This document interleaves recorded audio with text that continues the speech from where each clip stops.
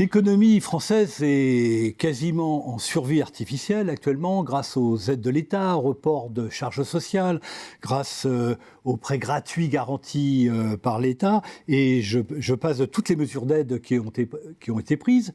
Mais aujourd'hui se pose la question, que va-t-il se passer au moment de la reprise? Que va-t-il se passer au moment où il va falloir financer le redémarrage de l'économie? Denis Ferrand, bonjour. Bonjour. Denis Ferrand, vous êtes directeur général de l'Institut Rexecode et vous avez publié le 16 mars 2020, c'est-à-dire une journée avant la date du confinement, le pic des difficultés des entreprises est atteint lors des rebonds d'activité post-récession. Oui. Donc c'est au moment de la reprise qu'on va voir les disparitions d'entreprises, selon vous. Oui, tout à fait. Et c'est probablement d'autant plus le cas dans cette période que pendant la période de confinement, pendant la période d'arrêt de l'activité, les entreprises ont bénéficié de tout un ensemble de dispositifs de trésorerie que vous avez évoqués à l'instant sur les reports de charges, les reports d'impôts, mais également les reports d'échéances sur les prêts, parce qu'il n'y a pas que la puissance publique qui est intervenue, mais c'est aussi les banques qui ont joué ce rôle. Qui étaient très très généreuses. Tout à fait. Il y a eu le PGE, et donc en fait vous avez tout un ensemble de dispositifs qui vous permettent de passer le choc de la crise en termes d'arrêt d'activité. Mais en réalité, pour les entreprises, le choc, il se présente peut-être plus au moment où il faut faire redémarrer l'activité. Pour une raison qui est très simple, c'est que, pour prendre le terme comptable idoine, c'est qu'il va y avoir une augmentation des besoins en fonds de roulement des entreprises. Pourquoi ? Parce que... Alors expliquez quand même, parce que tout le monde ne comprend pas ce que c'est que le BFR. On va essayer de rentrer dans la mécanique. Voilà, faut rentrer dans la technique. Rentrons un peu dans la mécanique. En fait, au sortir de la récession, votre situation de trésorerie a quand même été un peu écornée. Et vous avez besoin de reproduire, de pouvoir remettre en marche votre activité. Et donc pour cela, qu'est-ce que vous allez devoir faire ? Vous allez devoir faire tout un ensemble d'achats de matériel, investir dans un temps de recherche, par exemple, pour faire des études.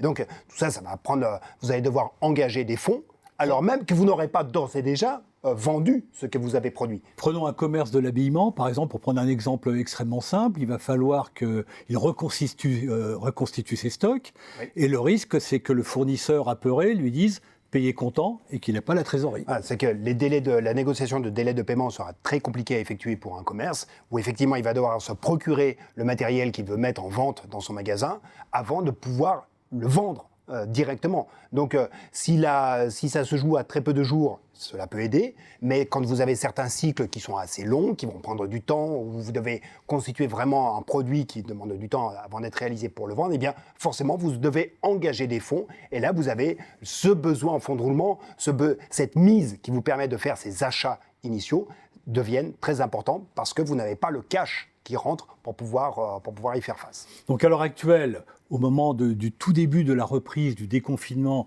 des entreprises écoulent leur stock, vivent sur le stock, mais on voit déjà par exemple des magasins ou des entrepôts qui se vident, et la vraie crise va venir au moment où il va falloir re-remplir ces entrepôts, ces rayons. Tout à fait. C'est exactement ce processus qui est en jeu, parce que ce qu'il faut toujours garder présent à l'esprit, c'est qu'une entreprise elle ne disparaît pas tellement parce qu'elle n'a pas de résultats.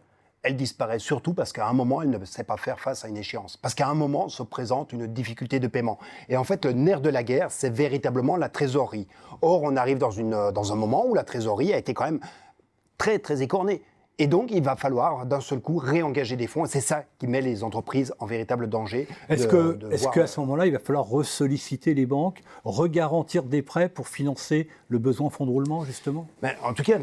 On a eu jusqu'à présent des dispositifs qui cherchaient à faire passer ce choc. Les dispositifs n'ont pas été forcément pensés pour accompagner le mouvement de redémarrage. Or, si vous voulez, il en va des entreprises comme il en va d'une guerre. Il y a des victimes de stress post-traumatique. On est exactement dans cette configuration. Après une récession, l'empreinte de la récession sur la trajectoire des entreprises reste très importante. Donc, il y a effectivement un dispositif d'accompagnement qui vient de la part des banques qui est à imaginer. Or, qu'est-ce qui va se passer ? Les entreprises qui aujourd'hui se présentent auprès d'une banque pour demander un financement, elles vont présenter une situation de bilan quand même sacrément dégradée, écornée par tout ce qui s'est passé. Donc, comment est-ce que l'on envisage la situation des entreprises ? Est-ce que l'on doit regarder les bilans qu'elles présentaient à la fin de l'année 2019 et non pas la situation de trésorerie qu'elles ont aujourd'hui ? Comment une banque va-t-elle jauger la capacité d'une entreprise à faire face à l'échéance de prêt qu'elle Il faudrait que, peut-être pour conclure, que l'État garantisse, après les prêts garantis, qu'il garantisse les lignes de caisse ? Attention à ne pas multiplier les interventions de l'État, dont on voit déjà qu'il y a eu une puissance, une mainmise extrêmement importante qui est intervenue. Quand vous avez 500 000 entreprises qui ont été bénéficiaires des prêts garantis par l'État, on est sur quelque chose qui représente plus de 15% de l'ensemble de la population des entreprises, micro-entreprises comprises. Donc on a déjà eu une extension très importante de la sphère public de facto dans l'espace marchand. Est-ce qu'on doit encore l'amplifier? Est-ce que l'on ne doit pas plutôt envisager des modes de fonctionnement entre banques et entreprises et donc entre acteurs privés qui soient plus souples et qui permettent de se donner du temps, parce que c'est de ça dont ont besoin les entreprises, c'est du temps pour pouvoir faire face à leurs échéances. Donc le vrai danger, il n'est pas maintenant, il est à l'automne, voire le début 2021. Merci Denis Ferrand pour cet éclairage. Merci. Merci.